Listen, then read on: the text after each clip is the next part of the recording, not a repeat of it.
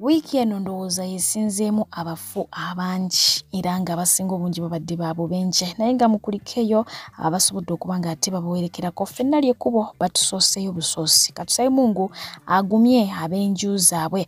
Omukyala Sophie Kirabo aziikiddwa wali eri Kayabwe ateeka olw'e Masaka so nga ate era omusika ateekeddwako ku olunaku lwennyini lwe bamuziise. Ngenda kuba nga mbatuusaako ebitonotono ebibadde mu kuziika wabula nga abeerabiddeko n'agaabwe batenze bantu kubeera na ssente olw'emmotoka ezibaddeyo ez'ebbeeyi nga mwe mubadde ne Cybertruck yali yakatuuka mu ggwanga Uganda okubanga nnyiniyo y'omu ku ababadde mu mukolo ogw'okusiibula omukyalo ono. Abaana be bambi bali maziga maama okuguma kuba kuzibu ddala mubitegeera nga muviiriddwako omwagalwa bwammwe kitalo nnyo nnyini ddala katusabe Mungu abawummuza emirembe ate era abalamuza ekisa. Ono muzzukulu yalondeddwa okudda mu bigere by'omugenzi.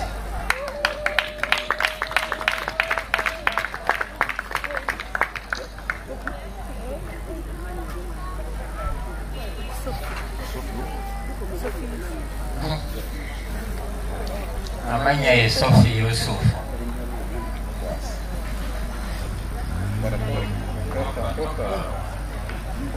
Nebisiwe bintudde mu mutima kumemere nkulukusa amaziga bibaawo nayo kubigumira sikyayinza naye anika ngome weribe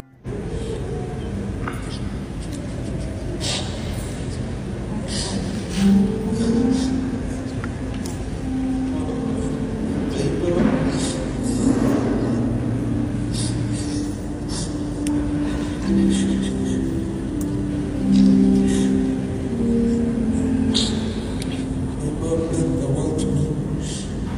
you so much.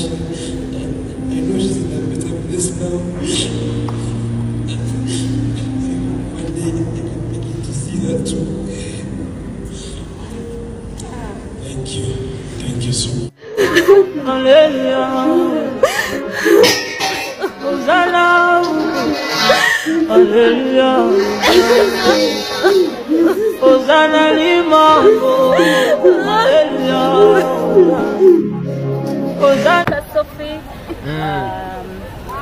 mu budde, so it wasn't very easy naye njagala kwebaza bakwano baffe like Haji Mwizera azze naye n'atuziikirako abantu bonna abakola advocacy during his time abamu mubaddewo abala tumbaddewo mwebale nnyo mwebali eddala kuwerekera Sophie abadde mukwano gwange for over 25 years twakula ffenna byonna tubikoze ffenna paka so I couldn't take the pain.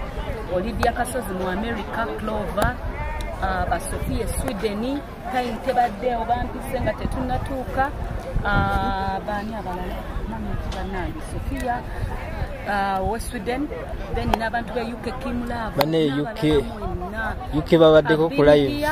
I've been here, I've represented you naye ebigambo sibiina Sophie tumutaddeyo musujja kati musiramu bagamba batya Inna lillahi wa inna ilaihi rajiun naye nga ndabisentya mu sharia omukazi Sophie yafudde ntunulidde omwana we ng'akaaba n'empulira bubi. No kid wants to lose a parent. Naye singa obaddeyo mu church nga basabira oyo omuwala Sophia n'otunuulira omwana we engeri gy'abadde akaabamu. I know it's something that shatters your humanity. Ne woba olina omutima omubi ak'obuntu kadda. The woman died. Yalese amaka malungi ekitende. Business azirese. Above all alese omwana. Kati omwana oyo ensi agenda gibeeramu atya. Guys, ojja funa ebizibu n'okusa. So many girls or women out there bafuna breathing problems oba ebizibu n'okusa lwa bintu bye mukozesa. Shisha asusse. You are damaging your lungs. Oyo no n'amawuggwe go. Katonda yakola omubiri gw'omuntu nga tewali kiina kugendamu. N'abantu mukozesa sigala, abantu mukozesa shisha. So bambi mubikendeeze guys. Abaana ab'obuwala mukendeeze ebintu bye mukozesa. That's why kati cases nyingi eziri mu malwaliro today abantu tebakyasobola kussa olw'okuba nti amawuggwe bagoonoonye lwa shisha, sigala n'ebintu ebigwa mu kowange ebyo. So kitalo nnyo Mukama sigambye nti bye yafudde. I didn't say nti bye byamusse naye just I'm giving an example nti today cases nyingi ziri malwaliro abantu tebakyasobola kussa lwa shisha asukkiridde. So kitalo kati ate oli omuyimbi ye yafudde azaala. Neze nali sikyawulira abantu bafanga bazaala. Naye no case gyensoose okulira mu myaka mingi nti omuntu afudde n'omwana n'afa. How did it happen? Because omuyimbi yafudde azaala Alisha M kyokka n'omwana n'afa. Wallahi mu myaka mingi mbadde sikiwulira. Sofia Kirabo bw'omutunuulira ku social media n'endabika ye n'obulungi bwe ayingira ttaka ku Sande bamuteeka mu ttaka kayabwe ne aboogera ebyafu badde balaga ayina restaurant egindi abadde ayina business egindi esimu akwata za bbeeyi. Wallahi obulamu Mungu obulamu buno bumpi Mungu yamujje Musa Kirabo myaka mito alabika bulungi bw'omulaba n'omukompe yalinga ne bw'olaba alaba si wa bulijjo mu ndabika ne wallahi ettaka lino limira abantu baffe agenda mu kabuli kunnyonnyola Allah. Ebyo gwe tebikubuulirira n'oga nti kasita sente zikeereye sente kazikeereye nze ndi mulamu afune sente oli abadde ayinamu sente muwala muto ayinamu sente Allah azimulesezza bali ana mu mukaaga kusimanyi nkaaga mbameka Allah yabatutte abantu abazze batugendako bwe batyo mu kufa Allah zaabatwala. Teweebuulirira teweebaza tofumintiriza ebyo Allah byazaakola mu nsi muno n'oga nti alhamdulillah kasita nze ndi mulamu. Abalungi bafudde abasirikale bafudde baroya bafudde abagagga bafudde ebizimbe biri muno by'abasajja bafu bali mu kabuli. Magoba Akedi mu kabuli, Mabirizi mu kabuli, Kasiwukira kabuli, Namaganda kabuli, Karungi kabuli, bugagga bali mu kabuli. Gwe toyina wadde toyo oli mulamu alhamdulillah. Bakuwe ekisinga obulamu bakuwe sente mmeka ezisinga obulamu Queen z'ataalina bakuwe bugagga bwenkana ki batwale obulamu bwo bakuwe mmoloka kika ki batwale obulamu bwo batwale lusozi lwenkana ki batwale obwo bakuwe lusozi lwa Golodi lwenkana ki lusozi Kyoro batwale obulamu bwo ku bantu be mulaba bagenze mu ttaka BMK kabuli Mulwana kabuli Seka Senta mu kabuli Meja Kigundu kabuli Meja kitegeeza musirikala ayina ne mundu kabuli. Kizibu nnyo buli musango ogwabeeranga wano mu Kampala okujjako ng'olaba Kawesi ng'ayina okugwogerako munnaye bw'ogenda bisigala bitambula nga buli musango oguvaayo Kawesi ng'avaayo n'ayogera. Kawesi tali mu nsi ali mu kabuli. Amma laka fima madha mu'tabar okugenda kw'abantu abo mwe temwebuulirira. Olaba Allah atutte bamundu atenze olaba atutte bawalimu nga Abdul Karim Sentamu atenze weeweyingemu n'abantu abo mu sente mu irimu mu maanyi mu kwogera. Ate nga ye omuyimbi Alisha M aziikiddwa Kabaale Bugonzi eyo buli omu abadde ategeerayo bulungi olw'ensonga nti omulongo babiri Esaara ekigambo ekyo kibadde tekimuva ku mumwa era nga kibadde nnyo mu introduction ye bw'abadde atandika emirimu gye egy'olunaku. Weewaawo bamusibudde wakati mu miranga era nga yafudde ne bebi we bw'atyo aziikiddwa ne bebi we ng'abamu bagamba nti bebi tasaanidde kubanga agenda kubijja gye taata gy'ava ne bagamba nedda bebi abadde alina kuziikibwa olwa nsonga mbu teyakaaba so abadde alina okuziikibwa kumpi ne maama. Bw'atyo n'abangalese abato babiri ab'obulenzi emabega mu mbeera efaananako bwetyo. Kakati nno abayimbi tubalabyeko abagenze maaso kubanga ate bawerekerako Bastabu wa Natoro nga mumanyi nti abayimbi abasinga bwe babeera bagenda mu bifo nga bino beebikkirira omu asobola n'okubeerawo n'aziika n'amaliriza naye nga tutegedde nti abaddewo awo oba yabadde yeye olw'ensonga nti beebikkira n'Insenno yabaddeyo omukulu Chris Evans Kaweesa abaddeyo bawerawerako awo babaddeyo naye nga abamu ku bakungubazi balabiseeko nga bakukkuluma era nga bakukkulumira abayimbi nga bagamba nti bakoze bubi obutaziika munnaabwe naye ng'ate tulabyeko abayimbi abawera Palasa abaddewo n'abalala. Esooka mu bulamu n'abayimbi abalala bangi nnyo temubeerawo bayimbi bannammwe tetumanyi nsonga lwaki mugyeewo omutima omubi tusabanga mukwatire wamu mu buli mbeera yonna. Bruno Betty tweyanziza, Stickman mu Sudani tweyanziza n'abalala bonna naye abalala mugyeewo empisa embi. Kino kigwa buli maka naffe tujjazira emirambo gyammwe. Omukyalo omuzannyi wa sinema mu romantic amanyiddwa nga Aida ow'ebizigo yes bw'ati alabiseeko ng'amaziga gamuyitamu ate nga ne Anteira naye teyasobodde kubanga ate akyebeera. Ndabye video mama wenga agamba bannange ensolosozi zinnuma bannange omukazi alaja n'omwana we banenze famire eyo mugikwateko bannange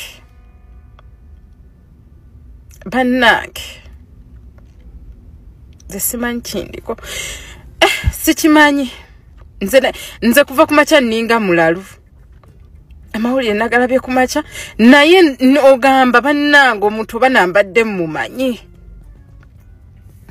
simanyi bambi famire eyo mugikwateko olwo ngeze ku ddwaliro olwantuse ku ddwaliro dokita ngambye olina pressure oli gwe nasooka okukubira munange oli omusawo ngambye wanti munange ani totujje mama oli yasooka okuŋŋamba tugenda oli mama oli ani nimizere munange nzija omuli ongebi tuoli abisimbisi oli anumye yange nnyo oli anumye nnyo sinza singa babe naye olina nkanumye tugenze muto sirabangako omuyimbi alinga oli ate nabikasike nakuta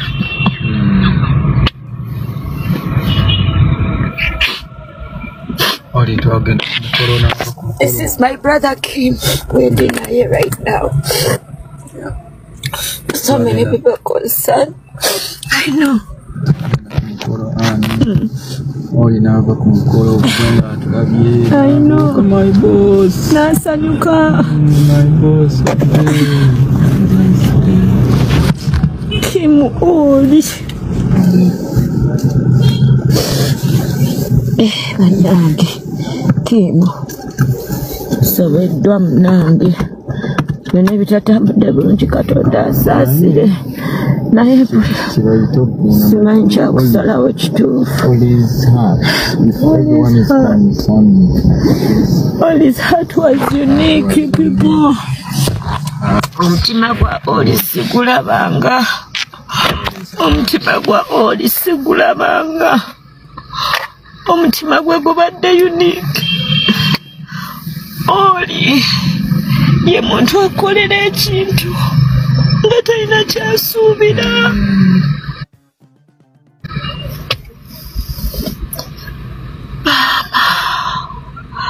Katonda akumye abaana ba Oli n'omwami we, agumye baganda be, agumye maama. Obulamu tebukya, obulamu bannange tekimanyi na miningi yakyo. Wowe mama. Death comes out of nowhere. Sana kuchikiriza nti all is dead. And what is Emusikiriza lake.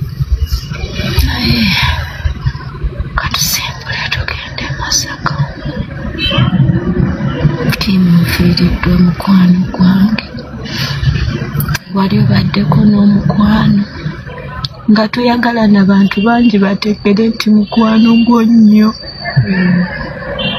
gw'olina engeri toyagala omwesigalizeemu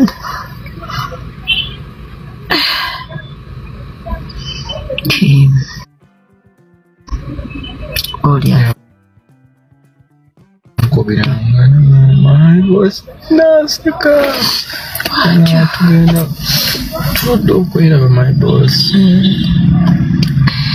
mugamba oli nga talina lwabataseka ono nno y'omu ku bamulikwa yes era nga ye mukulu ddala mutabani wa Olisha M bw'atyo bwasigadde emabega weewaawo ye taata waabwe ebigambo byamuweddeko era ng'ono amaziga gabadde gamuyita mu buyisi n'okwogerako eri abantu bambi byamulemeredde nga bw'onoolaba nti bakukwasa omuzindalo weebaze ku bantu oyogere ku bulamu bw'omuntu oyo omwami ono munnange byamulemye ye teyasobodde so mu mbeera efaanako bwetyo mwana mulenzi amanyiddwa nga Bruno Betty yavuddeyo n'agenda maaso okuba ng'ate era naye ayongereza ku nsonga ya nti kaduuka abantu ba kamera musukka oluusi mukwata n'ebiteetaagisa naddala ku nnyimba nga zino omuntu nga bamubikidde omuntu aluzinga control olw'okwekyekango olw'okutya embeera eyo kugiyitamu so bintu bingi ebibaawo ng'abantu bababikidde kyova olaba abamu bakaaba ne bagwa eri mu ttaka nga tayinza kikkiriza ne babasaba bwe muba musobola kamera mubeeko we mukola ki we muzikomya amannya nze Bruno Betty muzukulu wa Mukomandiga nsaba sitera yogera nsaba leero njogereko akantu katini omuntu bw'afiirwa okukaaba y'engeri yokka woyinza okukkakkana n'ogamba omuntu wange mumusiibudde abali bafiiriddwako mukimanyi ate tomanya gye kiva oyinza n'okulaluka okaaba ne weeta abakyala goma sizimanyi n'okusumuluka mbeere ne gadde ebweru n'onyweza ekitooke n'onyweza yenna abaakuliraanye ng'owulira ofa obulumi ng'owulira ofa ne weeta because obanga mulalu oviiriddwako maama oviiriddwako taata oviiriddwako kkojja baawo omuntu oyo abadde akubeererawo kwe kufiirwa naye ngenda kusaba kwebaza baganda bange bakola omulimu gwa media toyanzeeke mwebale nnyo mwebalire ddala okutuwa updates nsaba kimu waliwo abasukka si mu bubi mikwano gyange waliwo abasukka walaba getinga extra mile tetuganye muzze okuwa abantu updates ekigenda mu maaso mu nnyumba oyagalayo ki lwaki obutanda obuziina bwange obusuukasuuka obulaga abantu lwaki efumbiro olyagaza ki emmanju oyagala toyo ogyagaza ki meeting ya mukika etudde mu ddiiro onoonyayo ki nze nali suubidde nti kale ozze ku updates tukome wano bode yiye etuuka bantu babuulire banoone namwandu fine bannange tugenda mu kyaki fine naye going extra mile mu nnyumba mu bisenge kiki kyonoonyayo buladi omuntu okufiirwa osobola okuvaawo n'ogala n'otwera mu kasona ng'owulira ofu oyagala okaabe tabbo gye mukola onnemezaamu kamera n'okwata namwandu yenna bw'ali asesema oba engeregeze oba minyira akaaba afa yeetaaga omuntu agenda omugamba guma mukwano omwana ogenda okutuuka ti ng'amulimu gwa kamera balinga 8 kuva kaviiri paka kagere tufaaki baganda bange tubeeko ne ethics manyako wookoma ogamba ogoberedde namwandu paka eri mu bijja mu malaalo bano bagoberedde kiki bannange lwaki mwagala okuleka nga mutwambudde tutyo ensonga lwaki mu Buganda edda omukyala nakati actually kikola ng'omukyala bw'afiirwa kibasooka mugaggalawo ebisenge lwaki nti siwuli yajjanga okaaba abazze abamu babazze kubba kati amaka gano olese gonna ogambudde gwewa kamera muganda wange olese omwambudde ngenda kudda abantu bano mbeebaza okumperekera kumanyi bagenda okungamba bulijjo ozimba temulina nekimulina obutanda bwonna obusenge bwonna really badde mbasa baganda bange mwebala omulimu gwe mutukolera but updates tubeeko ne bwe tuzikumya tulage body etuuka naye ekikubye microphone nga gwafiiriddwa maama wo bataata wo basinga oli mmaze gookaaba abantu abaligenda nti nga kitalo bakutunzaamu kamera bati Mbadde nsaba abantu bano abayingira mu mulimu ogwo media wabeere waayogerako nabo mwe basini abagulimu bwolaba omwana ono ng'asukka mugambe konti nedda bane tetugenda yeeyo bannanga awo tetusukkawo because bwe mutabagambe bagenda kufuuka kirala okutte buli kimu otupresentinze bubi mu maaso g'abantu because nze mba sitegeera gwe mukwata mba simanyi kiriwo mba ndowooza maama wange agenze mba ndowooza taata wange agenze nsaba busabi mikwano gyange tubeeko ne wetukoma nga tulaga abantu bano ennyumba tuzeesomye munda eyo tetugendayo tuwe updates tuzeetaaga but don't go extra mile togenda akaaba ali ubye yeyambula eyeeta muleke nsaba busabi siragira temunyinga temuyomba naye mbasaba wekenyini gaidinga omuntu oyo ali mukola omulimu tineddaano osusse asuse namwandu alaja naafa yaziira nabbaawo agenze omwana kamera amuli ati twagala ki mbasaba n'obuwombeefu tubeeko ne wetukoma amaka gange tetugabikkula awaka wange tubikkulawo nnyo tetubala balabisa nnyo gye babeera twalekeremu ekitiibwa tukibalekere tubali tukwate bino ebyokungulu tukwate bino ebisookerwako ebirungi neyanziga nze Bruno.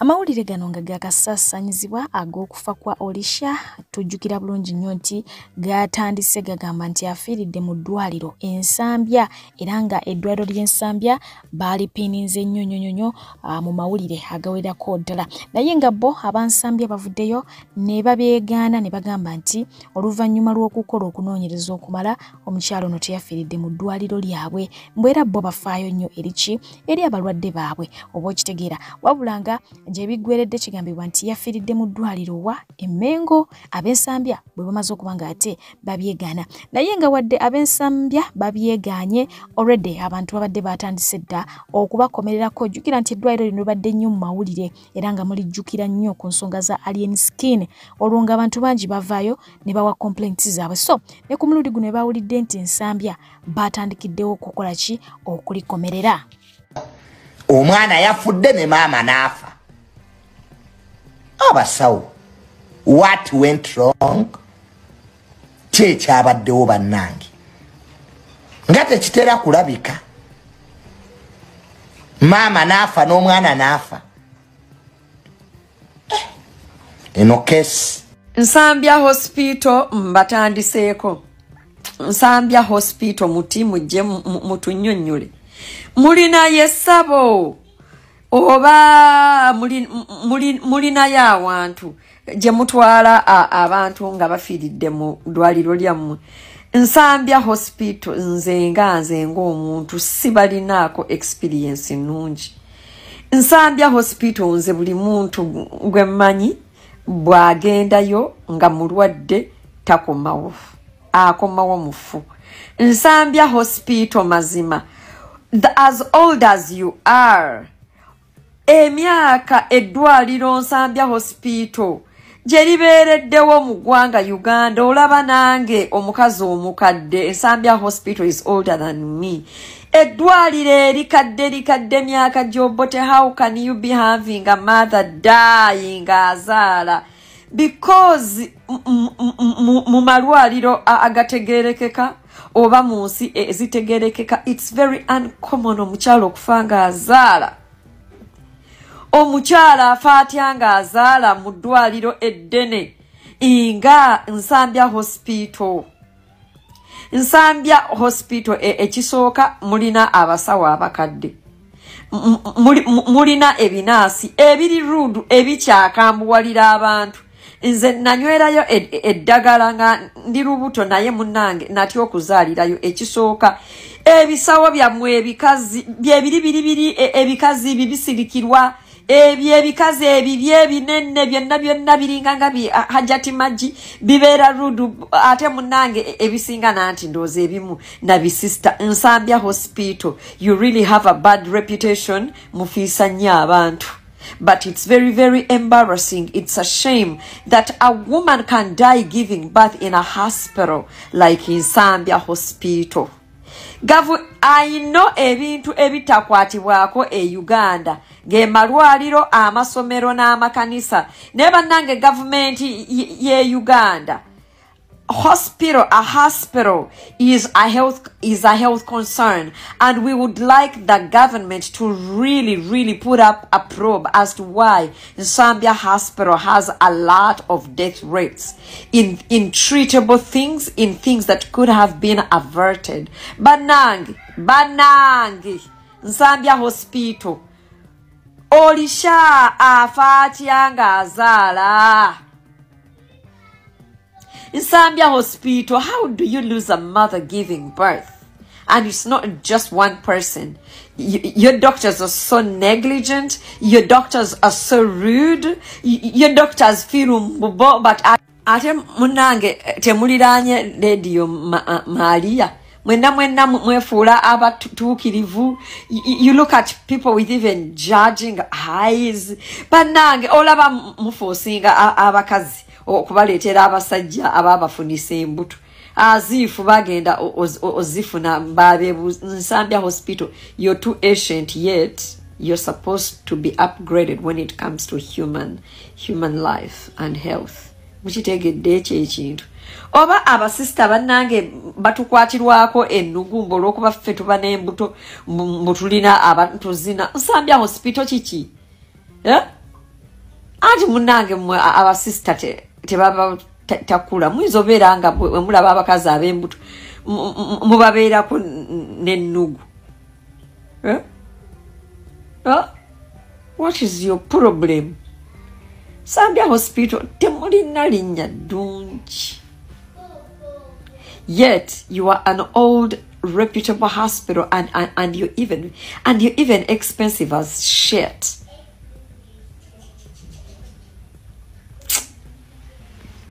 Omuyimbi Kafeero yayimba n'agamba nti kyo okufa tukimanyi nti kya butonde naye tekimanyirika ekyo bakulimba. Yes, ebiseera ebisinga ebintu bingi bibeerawo omuntu omu n'agamba ekyo kya bulijjo nakimanyiira. Okufa kwatulema okumanyiira era tetuli kumanyiira n'eddakiika n'emu. Abantu tutya okufa ate era omuntu gw'obadde owangala naye bw'akeera ku makya n'akuvaako kiba kirooto kya ntiisa nnyonnyonga bw'okiwulira. Bwe batyo bwe bagenze ate nga n'abalala babaziika essaawa eno babika buli kadde omuntu aba afa ate buli kadde abantu baba bazaalibwa. Ngenda kubanga ate mu mbeera eyo mbasiibuza sad story. Omukyala omu oluvannyuma lw'okuwulira amawulire ga Olisha alina emboozi gye yavuddeyo n'atunyumiza nti ebiseera ebisinga omuntu bw'afa oba ekintu bwe kituukawo kikujjukiza embeera eyeefaananyiriza n'eyeetussewo gwate mwe wali oyise. Akati kye kyatusseko ono omukyala okufa kwa Olisha kwamujjukiza mukwano gwe, ye teyali na mukwano gwe, omuntu omu gwe yasisinkana mu ddwaliro eyayita mu mbeera ate eyeefaananyiriza bw'etyo, bwe yafiira mu mbeera eyeefaananyiriza bw'etyo. Gwe ngenda okubasiibuza mbadde pije atakumira mpeera abankumire mweraba. Nze buli lwe mpulira omukazi eyafiiridde mu ssanya nti yafudde azaala baana mwe nzijukira Maria yansanga kitovu mu ddwaliro. Yajja ne muganda we nga sibamanyi nga bola muli mu ddwaliro ne wajja abalwadde abalala. Bajja ne food flask yaabwe ey'emmere. Oli muganda we yamuleeta n'addayo.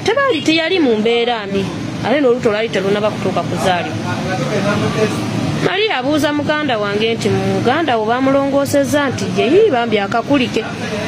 Na Maria ajja alaba akaana kange ali n'akakazaala nakazadde bakanzijjamu ekiro ssaawa 4. Ng'akwata emitwalo agamba ndowooza omwana ono nze nsoosa omukwatako nti ye nti gwasoosa okumukwatako. Ng'akwata emitwalo eki ng'agiwa omwana wange yagasaagala kkube bwavu nze nsoosa okukwatako nze nga nze nsoose sente zizo njagala obe mwana mukozi. Ningamba muntu akuwa ebiri mu budde bwa covid olwedde nalyawo nga n'ez'okulya sikyazirina zaaweddewo. Nensanyuka oli muganda ye bwamutuusa nga addayo. Tubeerawo ne Maria banyumya emboozi baseetula emboozi ng'atugamba nabadde ndi awo ejjo nempulira nga seewulira bulungi nemputa muganda ngoyo gwe mulabya azze agenzi ne tubeerawo fembi ne tusulawo fembi ne tukuba oluboozi yaleseeyo famire yoyo muganda wange gwe mulaba sisita wange naye kati kantuusizza wanazzeyo kulaba baana be bajja n'akasawo bwe kati kamu bwe kati nga Maria baataddemu essimu ye ssente ze byonna biri omu kati ng'oli nga sisita wa mugamba amala okugenda olaba abaana nkomewo nga Maria mugamba ne bwoba tokomyewo olwedde nze siina buzibu nzize kulaba bulabi dokita nzireyo nga tuseetula mboozi waliwo kitoba waliwo omusawo bamuyita Wanziza dokita Wanziza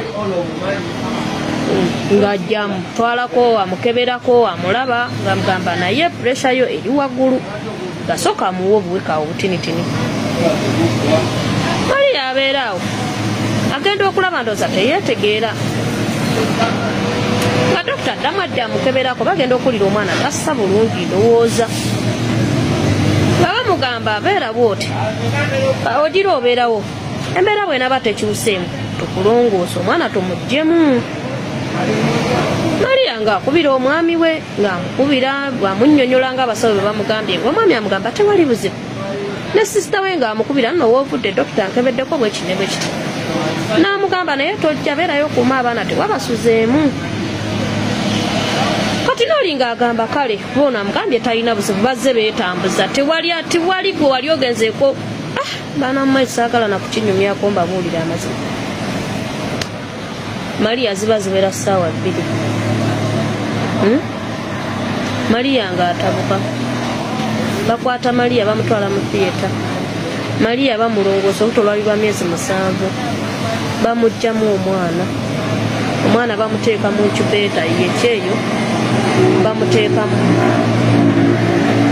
Maria bamutereeza bulungi akomawo Maria mu kumuleeta ng'aterera baali bamutaddeko okusigeni Maria bamuleeta bamuteekako okusigeni kati muganda wange engeri Maria gye yali atuwaddeyo kasente nga bannanga amufaako amuyita yali ayogera n'agambye batusannyalaza wansi ng'amugamba Irene kyonterezeeko wano kyonkwatemu wano bwoti naye nga mukazi munene kyokole bwoti kyokapiira kano kakole bwoti kyokakole bwoti olwedde nze nali nga sirina buzibu bw'amaanyi nga mugamba mubeereko nga mugamba Maria bw'amala nga mugamba mpa essimu yange yamu password bwoti ne bwoti kubira ono tukubira sisita nga muganda ng'akubira sisita wa Maria nga mugamba banzigyemu omwana naye omwana bamugenze mukola kitasawo bamulina ze banzigyemu omwana naye obulamu bwange sibuwulira bulungi mukazi wattu baje yali ava waali wala saagala nkulimbe Maria ng'abeerawo tugenda okulaba Maria akantu k'okusigeni katambula nnyo kwi ng'omwana Maria agamba muganda nga mukanaye nga mpulira sibitegeera omubiri nga siguwulira sooka onyigenyige bwoti mu ngalo mpulira oba omubiri nguwulira nga muganda nga anyiga Maria amunyiga mu ngalo amunyiga ebigere amunyiga mu ngalo amunyiga obugere amunyiga nga nkuwulira Irene kyamazima omubiri gusiguwulira kati ng'ona amugamba baakakulongoosa kalifomu akyakulimu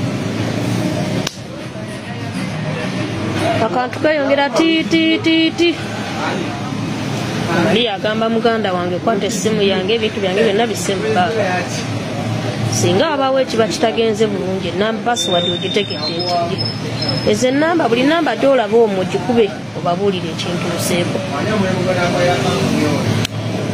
sawo bajja misinde bakwata Maria bamuzayo mu theatre naye bagenda okutwala Maria nga yenna azimbulukuse Maria yazimba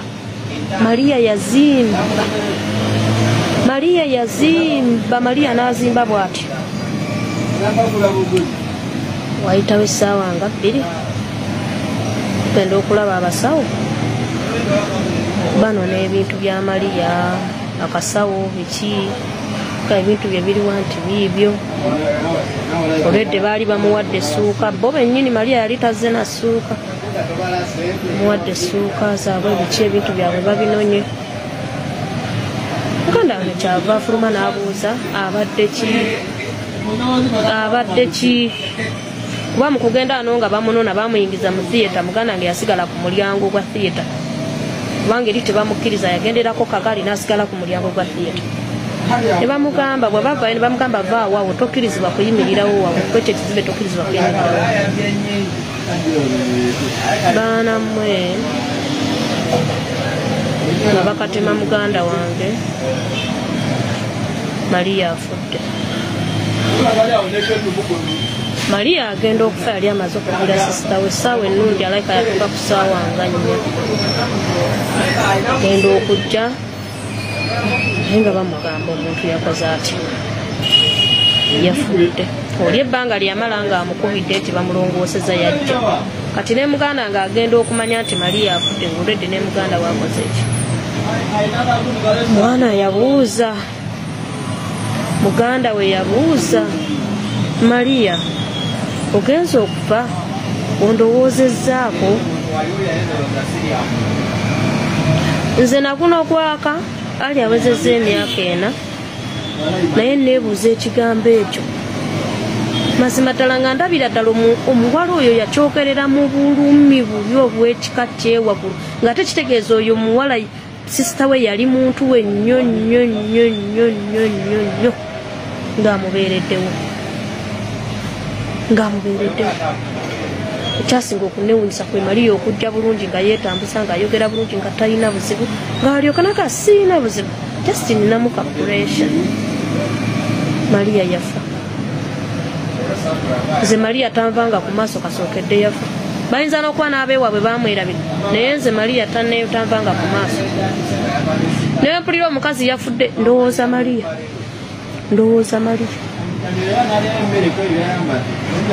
baana mwe mbabuulire bw'oba olina olubuto weesabire tukyaliyo awo tukalaba baawaza abantu mwe bagira n'omukyalo ow'abaana 3 n'agamba nze ono mukazi mbadde siina bwe muyita naye anderedde abaana andabiriridde abaana omukazi andabiriridde abaana njagalidde abaana kitaabwe yabasuulawo naye omukazi ono oyinza olowooza mulamu wange oyinza olowooza nina bwe muyita oyinza olowooza nina kyemumanyiiko ennyo nnyo nnyo nnyo nnyo nnyo ekyama simumanyi namusanga ku Kampala naye Maria bantu bakabira Maria omuwala n'agamba oyo sise naga maama ngenda kumugamba nti ye mutandike ntya nti Maria ofudde maama mutandike ntya mukubire ntya essimu nti Maria we ofudde